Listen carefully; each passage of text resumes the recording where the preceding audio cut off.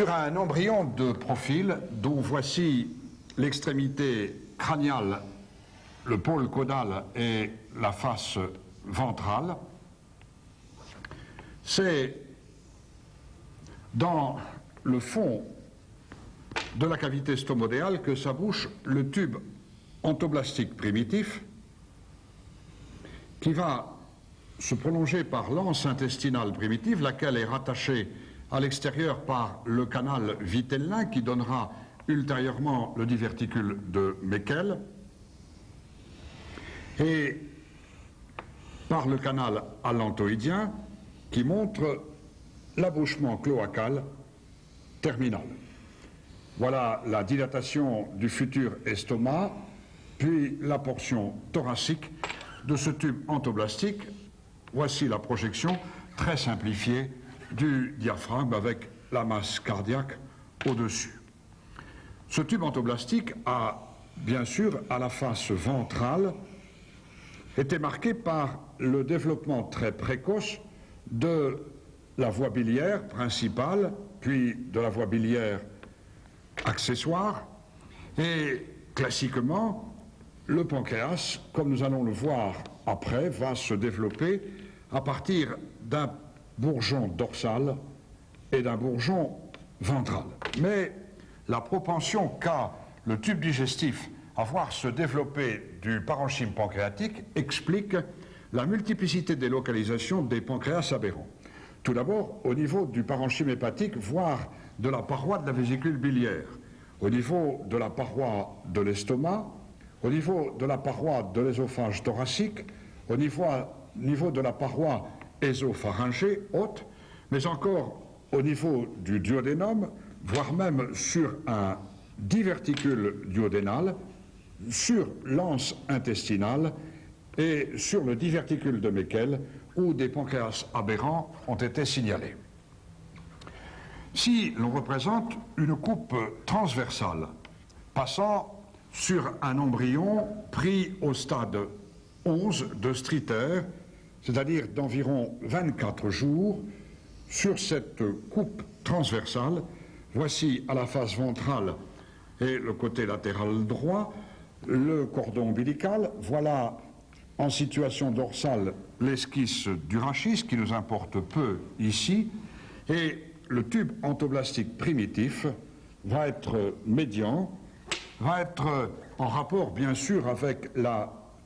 veine ombilicale gauche qui vient s'aboucher dans l'ébauche de la future veine cave inférieure, en rapport avec l'aorte abdominale, d'où se détache le tronc cœliaque avec ses premières collatérales et tout particulièrement à la face ventrale, la future artère hépatique commune. C'est en effet dans ce mésogastre sagittal, portion ventrale, que va à ce stade 11 de Streeter se développer le bourgeon hépatique rattaché au tube ontoblastique par la voie biliaire principale. Bien sûr, cette structure va être en situation intracélomique et nous allons représenter comme suit le feuillet péritonéal avec les deux hémicavités péritonéales gauche et droite qui sont simulées par ces quelques croix.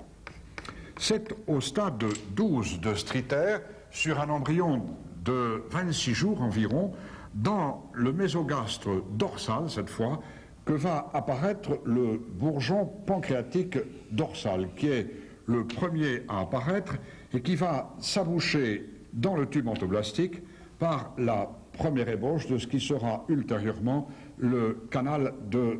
Santorini. Si nous représentons maintenant sur la même coupe horizontale, au stade 14 de Streeter, sur un embryon d'environ 32 jours, la portion axiale, qui est la seule qui nous intéresse, voici la face dorsale et le côté latéral droit, le rachis vers l'arrière, voici le tube ontoblastique, dans lequel s'abouche en situation ventrale la voie biliaire principale, le futur canal cholédoque, qui va drainer l'ébauche hépatique que nous rappelons de la sorte. Ce système est en relation, nous l'avons vu, avec les branches artérielles issues du tronc cœliaque, l'artère gastrique gauche, la future artère coronaire stomachique, puis l'artère hépatique commune. Et nous avons vu que dans le mésogastre dorsal siège le bourgeon pancréatique dorsal avec son canal excréteur de Santorini, montré comme suit. Ces structures sont bien sûr en relation avec le système veineux très important à ce stade, qu'est la veine ombilicale gauche. Et toutes ces structures sont, nous l'avons vu, en position intracélomique. Je ne vais ici que simuler la réflexion du feuillet viscéral du futur péritoine. C'est à ce stade 14 de Streeter que va maintenant apparaître dans le mésogastre ventral le bourgeon pancréatique ventral, qui est donc plus tardif d'apparition que ne l'est le bourgeon pancréatique dorsal. Et ce bourgeon est constitué par deux ébauches, un pancréas ventral droit et un pancréas ventral gauche, qui semblent prendre naissance à partir du canal cholédoque, ce qui va expliquer ultérieurement la voie d'abouchement commune entre le futur canal de Wirsung et le canal cholédoque dans l'ampoule de Vater avec le sphincter commun qu'est le sphincter d'Oddi. Pour certains auteurs, c'est le bourgeon pancréatique ventral gauche qui va ensuite régresser, ne laissant place qu'au bourgeon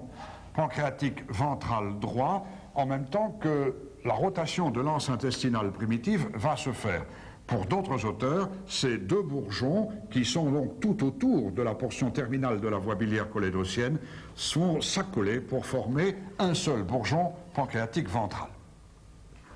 Si je représente maintenant sur une vue de face, en esquissant à la face dorsale l'aorte, voilà la portion crâniale et la portion latérale droite, l'aorte abdominale, le tube entoblastique au stade 16 de Streeter sur un embryon de 37 jours va être marqué par la rotation vers la gauche de l'ébauche gastrique ainsi que l'apparition du futur cadre duodénal que nous esquivons de la sorte. Le tronc cœliaque a donné naissance à l'artère gastrique gauche, à l'artère hépatique commune qui monte dans le pédicule hépatique et à l'artère splénique qui va maintenant vers la gauche passer derrière l'estomac. Les deux bourgeons pancréatiques vont se réunir l'un à l'autre par ce phénomène de rotation qui va avant tout affecter le pancréas ventral. Voici le bourgeon pancréatique dorsal avec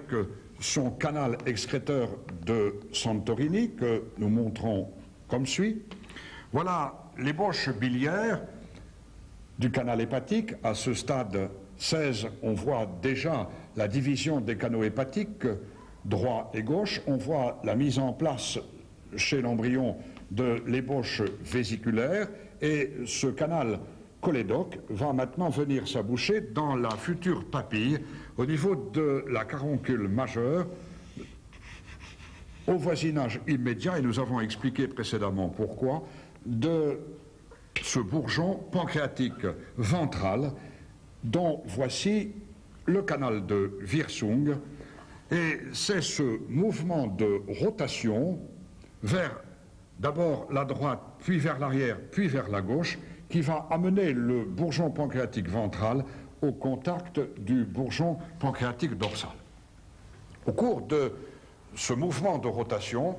il peut persister du parenchyme pancréatique en avant, et cela va alors expliquer ce que l'on appelle un pancréas annulaire. Voici sur un schéma de face le premier duodénum, le genu superius, voilà la portion droite et la portion crâniale, et voici le genu inferius, puis le deuxième, le troisième et le quatrième duodénum,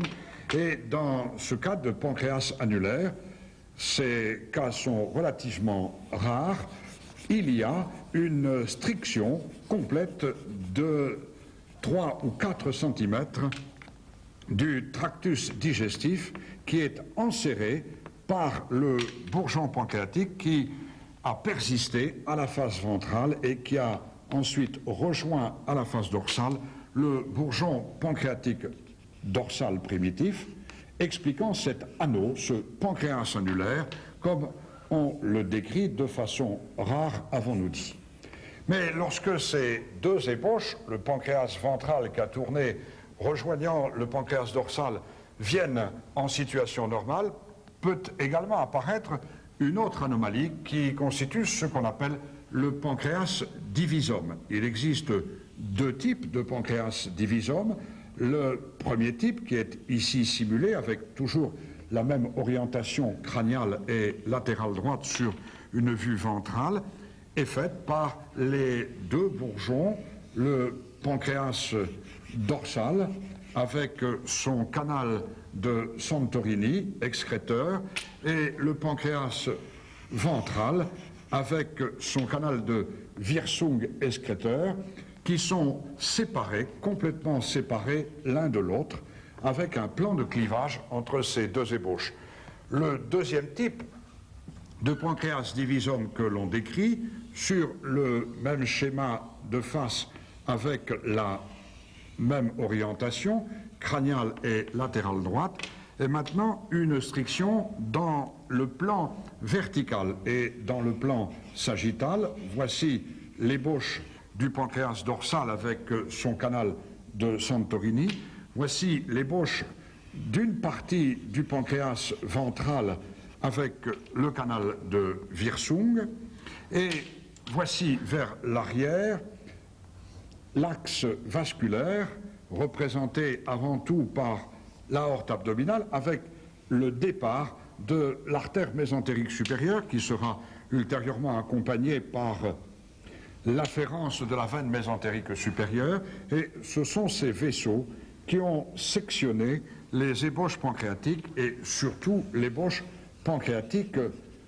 ventrale. Celle-ci, en effet, ne tient plus alors que par son canalicule excréteur, le canal de Wirsung, et voilà la tranche de section des deux morceaux de pancréas divisome, mais divisés cette fois dans le plan vertical. Au stade 17 de Streeter, sur un embryon d'environ 41 jours,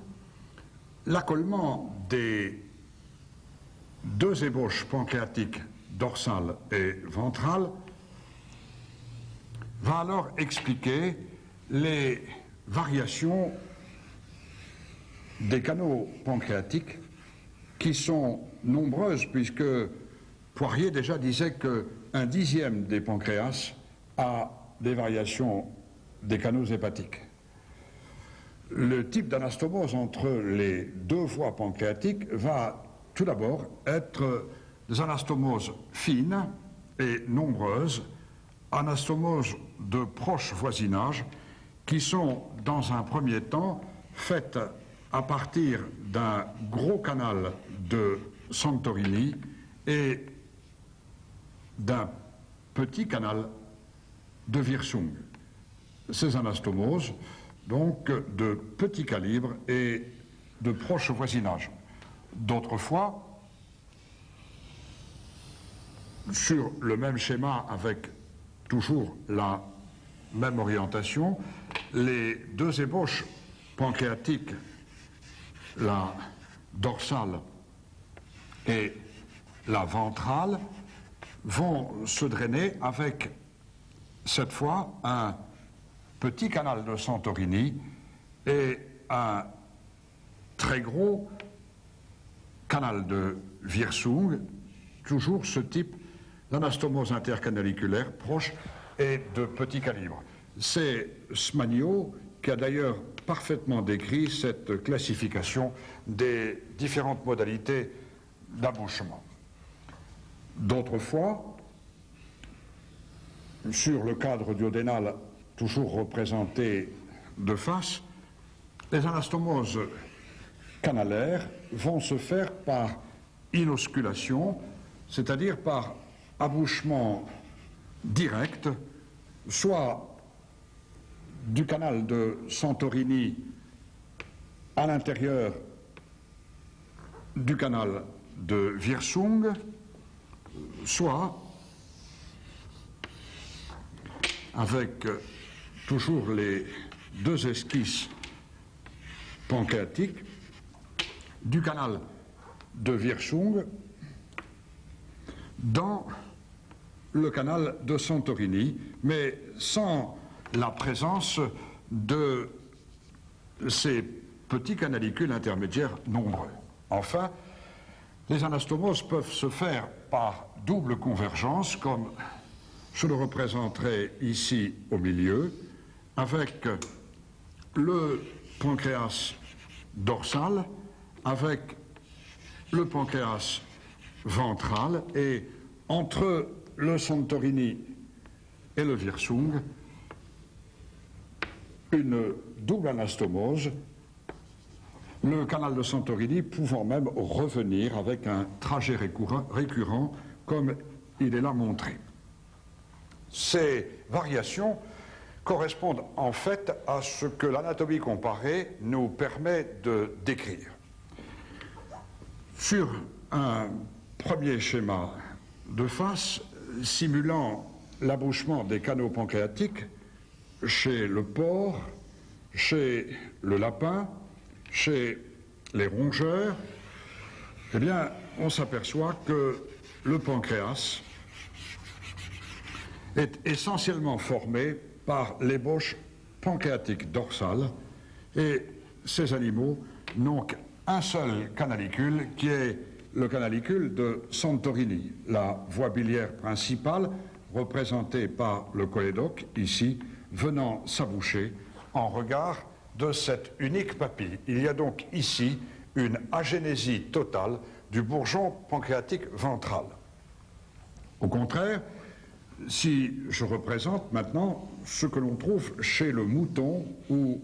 chez le chat, avec toujours la même orientation droite et crâniale, eh bien, cette fois, le seul pancréas existant est représenté par le bourgeon pancréatique ventral avec le canal de Wirsung, et chez ces animaux, il y a donc une agénésie du bourgeon pancréatique dorsal, le canal cholédoque étant toujours abouché à l'aplomb de la papille majeure, de la caroncule majeure. Dans certaines espèces, on assiste, comme chez le bœuf, comme chez le cheval et chez certaines races de chiens, à un phénomène très particulier qui rejoint ce que nous avions expliqué tout à l'heure par la rotation vers la gauche du bourgeon pancréatique ventral qui passe à droite et en arrière du tube endoblastique primitif, mais au cours de ce phénomène de rotation, rappelé par cette flèche, le bourgeon ventral va venir passer au-dessus du bourgeon dorsal. Et l'on a alors la disposition suivante avec la voie biliaire représentée par le cholédoque qui s'abouche à l'aplomb d'une caroncule majeure drainant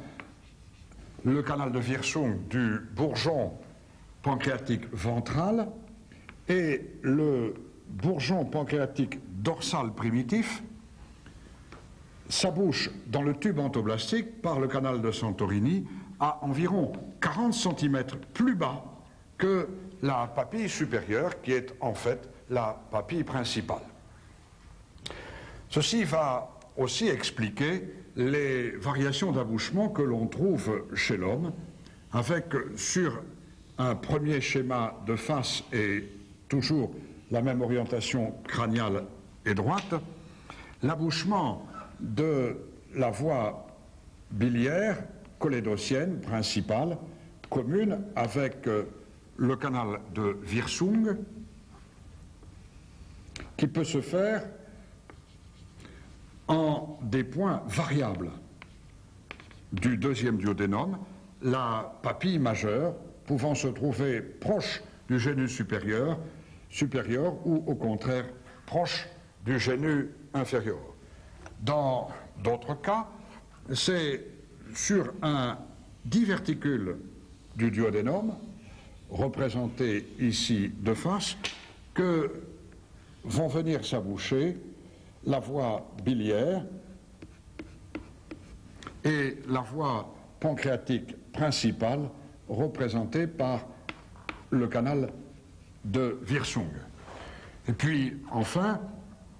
sur une vue de face du cadre duodénal, il existe des duplications de la voie biliaire avec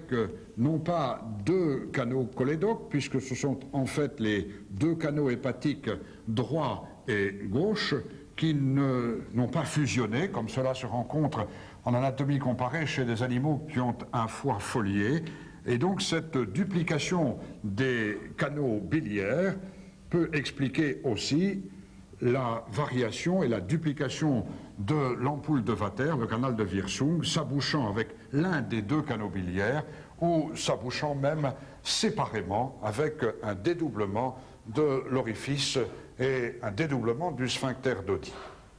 Voilà ce que la morphogénèse permet d'expliquer à tous ceux qui, gastro-entérologues, pratiquent l'endoscopie digestive, à tous ceux qui, radiologues, pratiquent, quelles que soient les techniques d'exploration imagière, l'approche de ce pancréas, et à tous ceux qui, chirurgiens, ouvrent le duodénum et